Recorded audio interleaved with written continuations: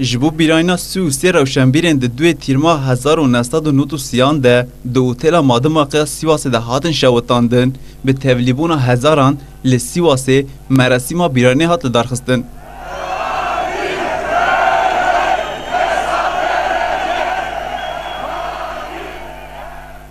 Hezaran kesên ku li ber cemxana Seyran Tepê hatin cemhev bi duruşmeyan heta otela Madımakê meşil darxistin.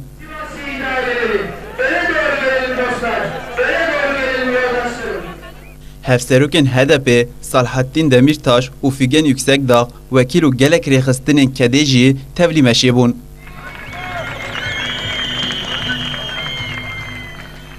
Di meşê de malbatên kesên jiyana xwe ji dest dan, di pêşiyê de cihê xwe girt û wêneyên kesên di komkujiyê de jiyana xwe ji dest dan hilgirtin.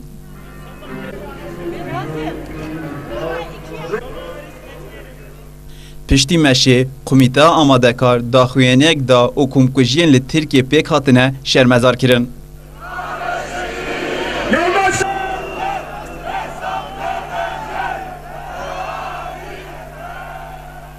Di merasîma bîranînê de nûnerên rêxistinê saziyên sivîl ên Elewiyan axaftin kirin û diyar kirin ku heta otela Madımakê nebe mûza şermê ew ê têkoşîna xwe devam bikin.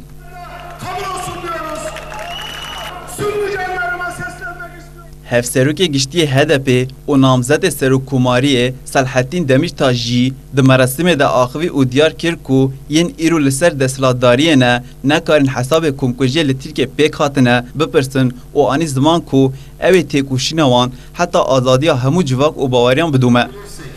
Yüreklerimiz bir olursa çözemeyeceğimiz hiçbir sorun yok. Piştî axaftinên li ber otela Madımakê hatin kirin, nûnerên rêxistinê saziyan û malbatên kesên jiyana xwe ji dest dan, qornefîl danîn cihê bûyerê. Bugün sıra bizde canlar. Çığlık